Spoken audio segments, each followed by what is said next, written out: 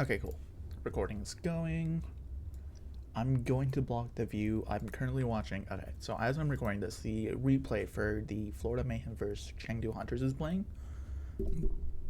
So I'm gonna ignore that for now. So this is gonna be a quick VOD review of the Fuel versus the Shock on the first round of the May Melee. Honestly, this went about as unexpected as it gets. This is also the first time the Shock are going to debut their proper no-hit scan double bubble. Historically, the last time they played was against the Uprising. They 3-0'd. Did we see them run the same comp in this real quick? Ready for back. Where are they running? Okay, no.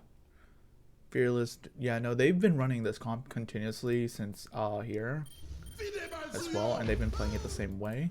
God, that's loud. But overall, the effectiveness that they probably played it here against the Uprising too, of all teams, probably led to a lot of people underestimating what it could actually do potentially against the Shock. So I'm going to just go over all of this. I'm probably going to take my time, and this is probably going to be more in-depth. It's not just like a basic level. Alright, there we go. Cool. Drawing tablet working. We are going to roll out first fight. So we see typical rush from the Shock, and then we see the sim rush from the Fuel. Henceforth, I'm just going to call it the sim rush because of their lack of hit scan. Sim TP out the door plus speed boost means that they're honestly always going to take this area first. Shock knows that they're running the sim because they did it previously against the Boston Uprising, so they opt not to contest them in this area, especially because of the May wall. Had they chose to fight them over here, May wall can split them up and prevent their retreat, and then they can get melted down because the sim wants you in close range and builds up the damage. The Rhine barrier will get chucked down incredibly quickly. D.Va does nothing to stop the sim damage, and so they're opting to play this more as a poke composition from a range. So from here, they're going to just constantly chip in damage from the May and from the McCree, something that the Fuel comp doesn't have. Fuel comp, their only form of chip damage would be from Lucio Baptiste and the May. Sim can throw her orbs out, but honestly, her orbs are kind of massive, and I'm not going to say easy to avoid, but it's much easier to avoid the sim orbs than it is the McCree shots. From here, they have the same amount of chip, if not even greater, because Striker on the McCree. Divas will be looking to just like harass each other, but they're looking to constantly rotate. So for this first fight, yeah, I can't even go that high. Because of the way that they're fighting on either side of the high ground, this will be an incredibly slow fight until advantage is taken. And because both teams have the same tank and the same healers, the difference is going to be made up from the Striker McCree versus the Sparkle Sim. And because Striker has better range, they're going to take this first fight just off of the chip damage. Play this back at 1.25. You can see, like, as the Sim bubbles are coming in, D.Va Matrix is just going to constantly eat them. Fire Strike is going to be the same thing. It's going to be eaten because D.Va can easily do that. But every time the Sim shots come in, D.Va has her defense matrix ready, or there's a barrier ready for it. So Sim is going to get very low value. They put their May wall to cut off this speed in. It isn't great, honestly, all things considered. So because the May wall caught them before they were isolated, you only see the one person cut off, and then you have the remaining 5 people shooting at the May wall from behind. Each block has 400 HP. So it's incredibly easy for them to focus fire. The TP is also put down to go. I don't know. TP I think gets cancelled actually. All right. Okay, no. FD guard with a good boop knocks him off the high ground. So this drop down isn't voluntary. This drop down opens up the backline, but the May wall in return also prevents the speed in. Okay. And then Super Nero and Choyobin drop down together. Okay. Violet's just going to stay up here with the McCree. Violet drops down, never mind. And then they're just fighting on point. Striker on the high ground up here is just going to let him fire for free. So he's free firing from up here. Disc is forced out. Disc is destroyed. And then he drops down. I mixed opinions about dropping down into the fight. Had he played from up here, he would have been able to free fire. Although I guess he had to drop to break line of sight with the wall. But if he does that, he can just like wrap around here and have natural cover, as well as line of sight. And then Maywall comes up, he can come back up here and just like fire from. I don't think I'm a fan of him dropping down. It makes him incredibly incredibly diveable from the entire team.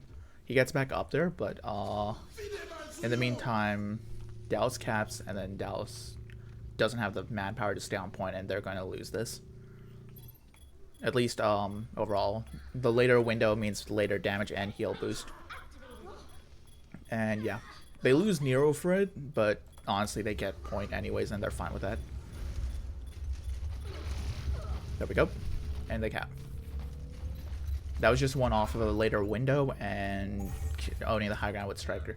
So from here on out, the play becomes how do you play around the range that Striker has. And so Dallas Full are going to make use of the Sim TP to make up cover.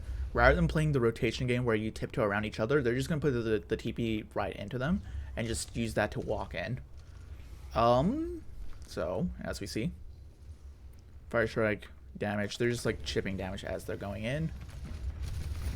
Waiting. Sparkle puts down the TP, and there we go. They're through. The Maywall can't block this rotation, and suddenly you have the Dallas Fuel right behind you. Super's trying to chase, but while Super's playing this ring around the Rosies game with the Dallas Fuel, they're already engaging on the backline that's now the front line with the May, Diva, Lucio. Baptista's trying to chase to keep up with his Reinhardt. Striker's also trying to keep up with the Reinhardt. So it's a weird ring around the Rosies where the May is kind of zoned out of this fight and she can't really use walls effectively. And so she's forced to use just her mouse 1 to slow down people as they're running around. Here we go. Shatter's used, only catches 1. Striker uses ult. Hanbin is right there. Fearless is also right there. Disc is forced out to protect Striker. Super actually gets a good pin where he's in a good place to follow up and come back to the fight quickly. Striker gets Jessic, and they're out of this fight. They forced ults and then they're out. Okay. They got Super to use Shatter. They got the Mail. That's all the zoning potential, and they got Deadeye. That's all the zoning potential out of the fight. They know Choyobin probably has his mech because ult tracking is fantastic at this level.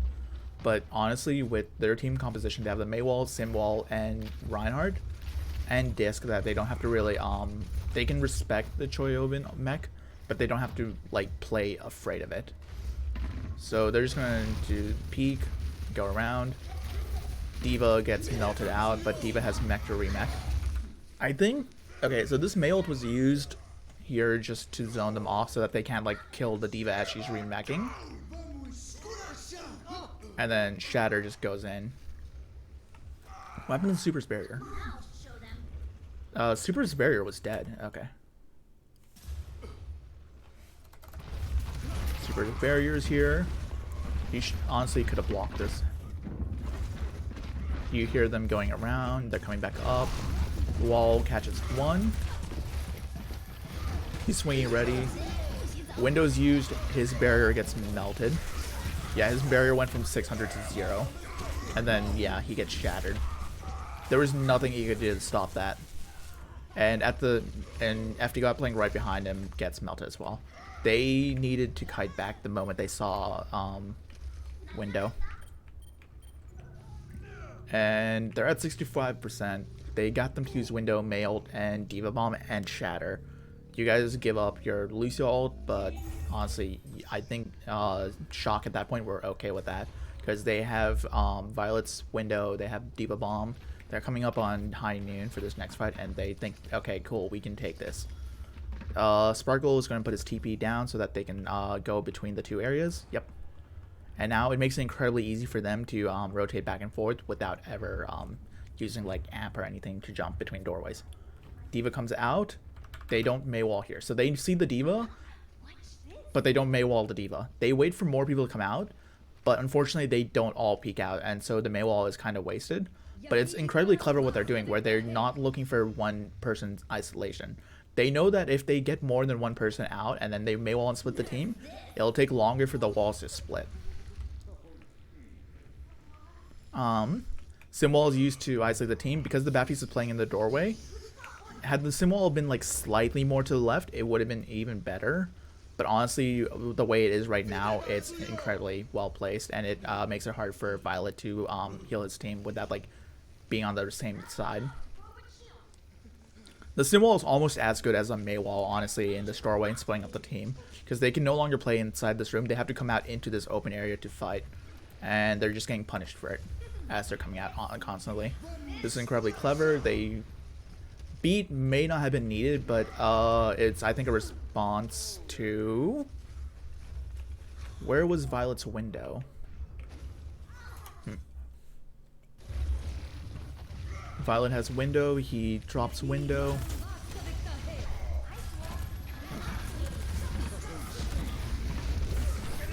Just comes out because Ryan's weak.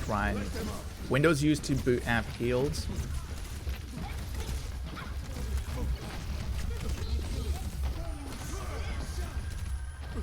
Okay. Just like, why did you use this?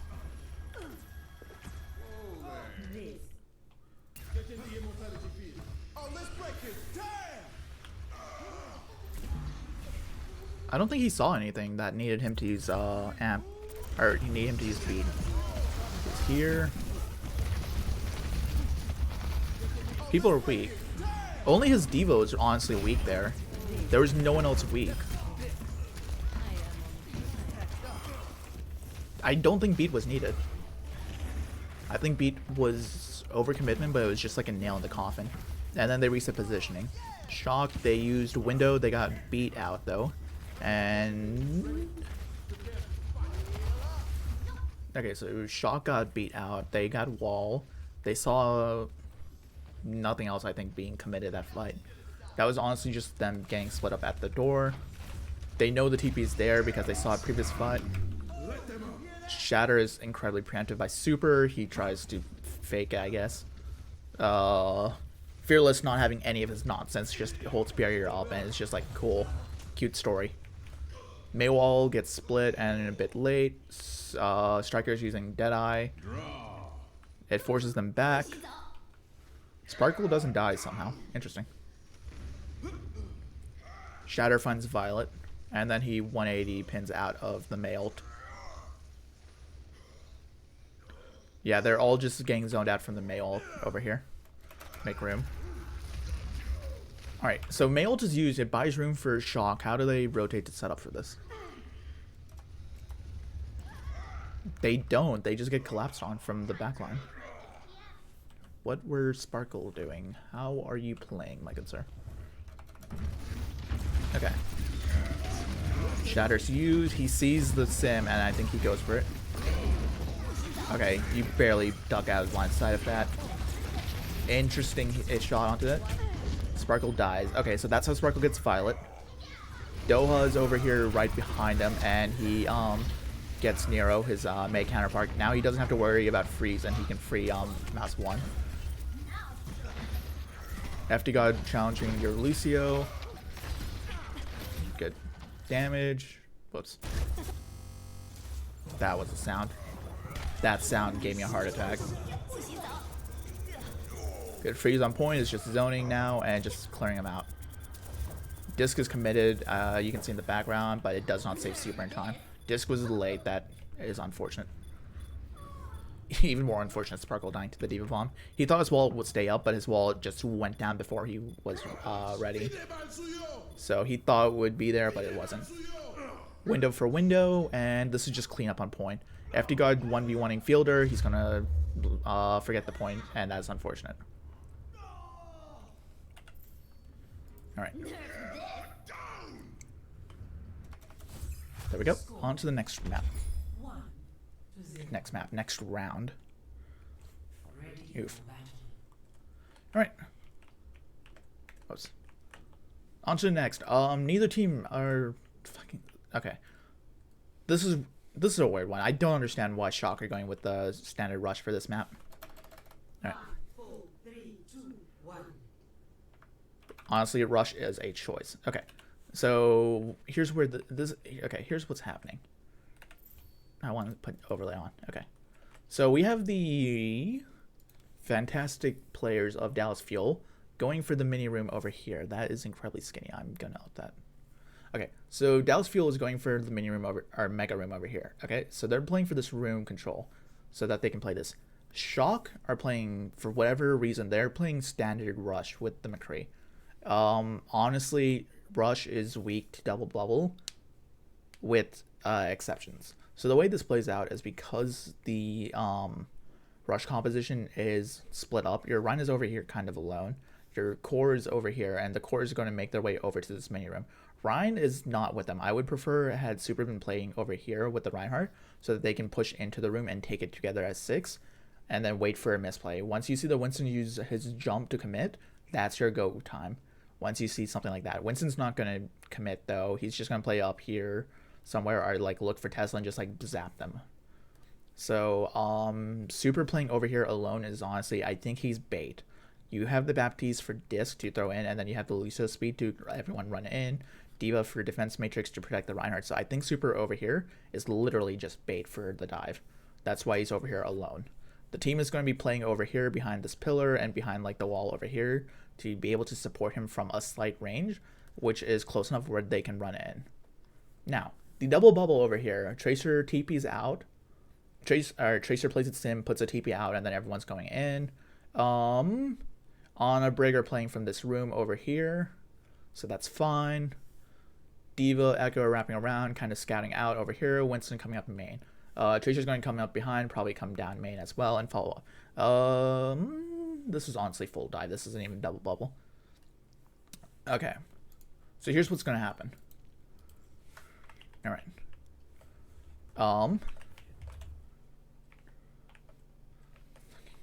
Echo and Winston are up here on the high ground. Ryan is up here isolating himself on purpose with an off angle from the D.Va right behind him to swing at the D.Va. Brig and Ana are over here and they see the fighters coming happening over here. They're probably going to peek out here to heal the D.Va, but they're going to play in this room. Playing this room against the Rush makes it impossible for the Rush to really contest them. At most, the D.Va can go and kind of put a thing in them. Maywall can also come out, but then they just wrap around. So they're fine with that. Winston's just going to hang out up here and chill, wait for some heals from Ana. D.Va's going to get some heals from Brig, or it's going to be vice versa. Yeah, like I said. D.Va takes damage and then backs out. Ana's looking for the D.Va through the window. Brig puts an armor pack onto the Winston, and they're just waiting. And then Rush comes out of the front door. And because Rush comes out over here, Winston sees this, and now he can just drop in for free and start zapping them. Play this back real slow. Fearless sees this, he just jumps in. He doesn't even commit to leap. He goes in. Ana lands a great anti-nade onto all of them. Disc is forced out because of the anti-nade. Fearless uses the jump out to keep himself alive. He does not want to hard commit to this fight yet. Get a bit of heal while he's in the air from the Ana, or from the Brigida, and now he goes back in with Tesla.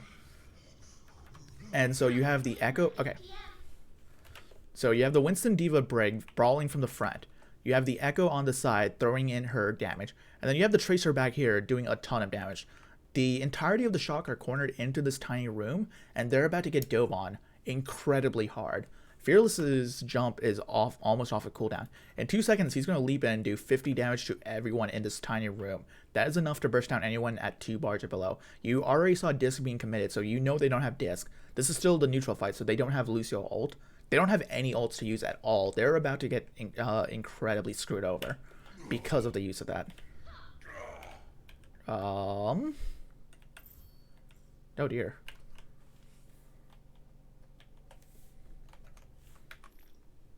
Game, where's my HUD? Why did it do that? Okay, cool. Hanbin gets rid of Violet's disc again. Sparkle is in. The Maywall is used. Now the Maywall can't even be used to split them up. Sparkle's in here like a god, just 1v6ing. Diana's looking for an angle. They're just playing bunkered in that room.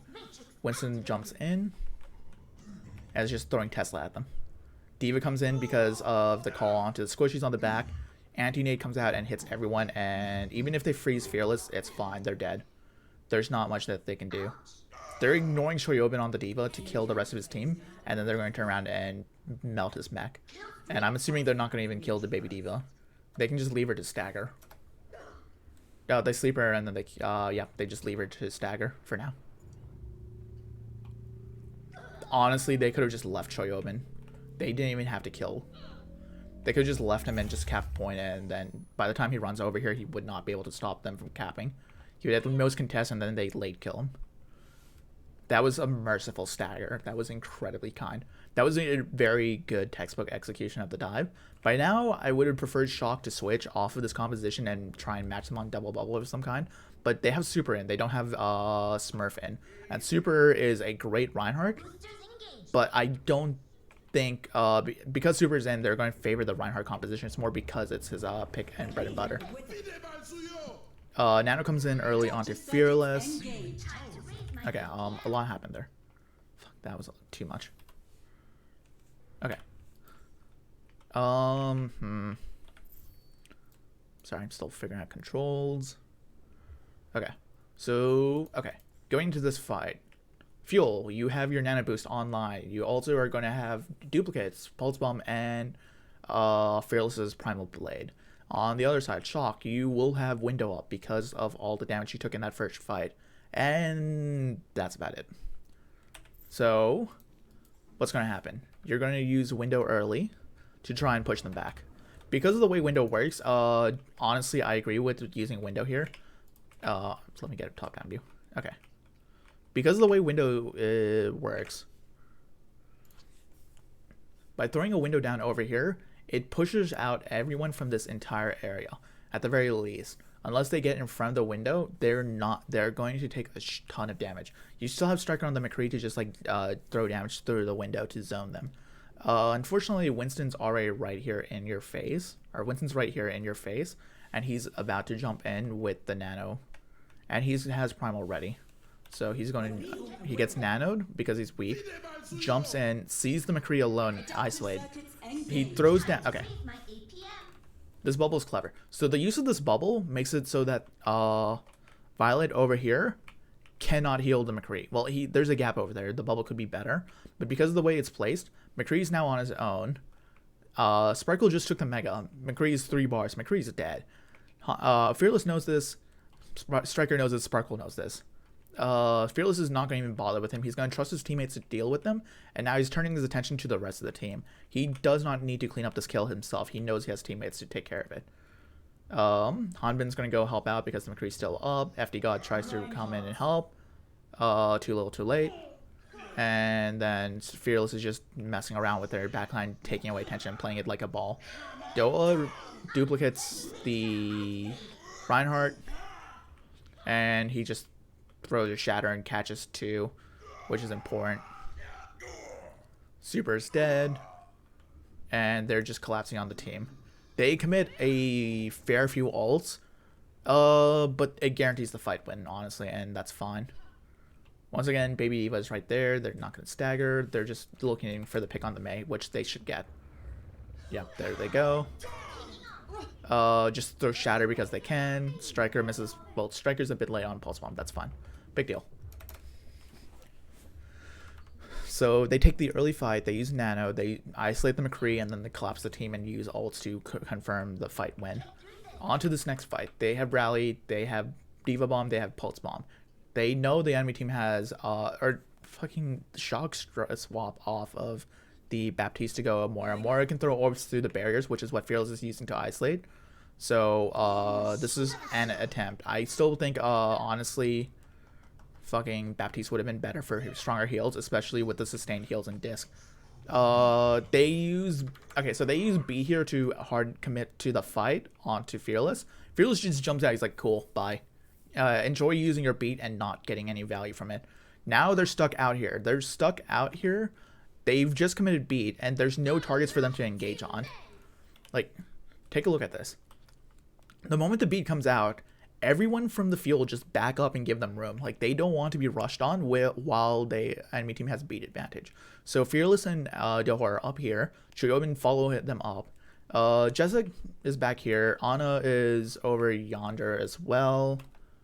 No, yeah, Anna's playing up here. She's not even going to be considered because of her positioning. Like, they can't even get to her if they see her. Jessica's over here. Hanbin backed up also and gave all of this room. Like, they were up there and then they were out. They don't want to take this fight at all with the beat. And then Sparkle is somewhere over here. I saw him back up. Yeah. Sparkle's backing up. He's just like trying to stay safe and stay out of getting one shot by the Mei. Choyobin goes up to chase. He's not going to stay up here, and he should not be easy to punch because of how much HP and armor he has. Yeah, he just drops back down to his team and gets healed. Doa's over there, still weak. Ana's in a good position to heal. Rallies pop because they know, Jessic knows, because of his positioning, they're going to walk in on him next. So he's preemptively popping the rally in order to keep himself alive and help the D.Va. So it's just kind of like a stall to give him some sustain. They jump, the beat wears off, so now Fearless is good to re-engage on the fight, and so they do that with the rally. Because the rally pops, Super is kind of slipped from his team and goes up the stairs. The rest of his team is going down. They're not looking to clean up Jessic because of the rally. It's so much of a threat, especially if the Nano or the Ana keeps healing the Brig, that they can't really 100% burst her down quickly, but they can try. And they choose not to try. They choose to put some point pressure. D.Va Bomb comes in from up top. Striker does not die to it. FD God does. Where were you, my good friend? You were just underneath. Had you probably just like wall ride a bit further out, he would have been fine. Striker finds the Echo from his angle. His angle is incredibly safe. The Males is used to zone. It catches Jessic. Hanbin is here healing. Fielder, though, incredibly important, is still back here. He's just constantly putting shots. He's just looking for heals and damage. Finds Nero at 1 HP. He's going to look for Violet next. He knows he's there. Gets the lucky pick. Gets a nano. He moves forward to get better line of sight and lands asleep. That was 100% just Fielder doing amazing. And then late kill onto Choi, and he goes back to his position. He just resets in this room. He knows Rush can't rush him, and so he's safe up there. At the very least, D.Va can play there, but D.Va's not going to leave her team to be dove and go for the Ana alone. And yeah, now it's 90%. It's final fight territory. They know this. Sorry. They know this is final fight territory, and so holding tab, they can see Super's on the ball. D.Va's up here calling it out, sees that they're going over here. Fearless is going to respond by marking them over here. Ana, or Brigida and Ana are probably going to push forward a bit. Let's see. Brig comes forward, Ana is just waiting, and then Ana comes forward as well. Okay, cool. So they know that the fight's going to happen over here, and they're getting in position because they have good scouting to call it out, and they're looking to meet them here. They have Fearless ult, they have Ana ult, they're going to have +1 soon. Enemy team has Coalescence and D.Va Bomb. Fearless pops Primal, goes in, gets Violet. Violet cannot build up Coalescence anymore. That takes out that ability, so Doha is now free to play in the air. D.Va Bomb is used as kind of like try and get something to happen and get someone out of position or cause chaos. Unfortunately, it doesn't work. Jessic dies to Nero in the middle of all of this. Probably playing kind of off, or no, because his shield was gone, he can't shield bash the Sombra stun. So Nero sees that and he follows it up. Nero also gets Fielder, but the 4 bodies on point is more than they can handle, especially when like the D.Va Bomb is being usable, and they just have the focus fire in place. Like, they are going to kill you. Yeah, and this is just cleanup. Okay, Nero tried to recontest, but he was just a split second late. That's unfortunate. Alright. Happens. On to the next map. So, that's fine, honestly. Okay, so far we've established that Dallas Fuel played the dive. They played incredibly well, and they played incredibly aggressive. Next map. Dallas Fuel going to be running the dive again, except this time the Sparkle Reaper. This is incredibly heavy front load damage. Doa is going to be playing the Sombra, less flying, more on the ground. Fielder's also on the Moira, which is a different look to it. This is honestly a very not vertical choice for dive. Okay, so Fielder's going to be playing Moira into the Zarya. I don't remember. Skip forward 10 seconds. And okay. I'm pretty sure that should have been 10 seconds, not 20. Oh, cool. It reset. Okay. And pause. Okay. So, fight starting. We are running the full dive with the Reaper Sombra dive with Moira against the almost standard double bubble with the McCree. Okay. With the Violet, McCree, and Twilight on Ana. Twilight on Ana is a treat to watch. Twilight just does ridiculous things, and he is going to do whatever he feels like to the rest of the fuel and make their life kind of hard. Okay. First thing to address, the setup for the defense. The Ana, McCree, and Brigitte are playing over here. They're playing Protect the President. The President being Twilight on Ana. If any kind of dive happens over here, they have FD God on the Brigitte to Shell Bash, and you have the McCree to stun. Honestly, outside of like the Ana being diveable, the Brigitte is just going to throw armor packs every now and then onto the Winston or the Tracer. If the Tracer gets armor, it's because the Tracer's 1v1ing the enemy team's Tracer. To opt out of this, the enemy team is not running Tracer, so armor packs may not get committed as much to Striker as a priority target. The only time Brigitte is going to move away from the Ana is when she's going to be playing frontline with Choyobin on the Zarya when she has Rally. If she doesn't have Rally, she's not playing forward. She's playing back and she's playing Protect the President. Twilight is your win condition. When he builds Nano, he's going to throw it onto the Winston. You will see this. It happened in the last map as well, their positioning. Enemy team looking for a dive from over here.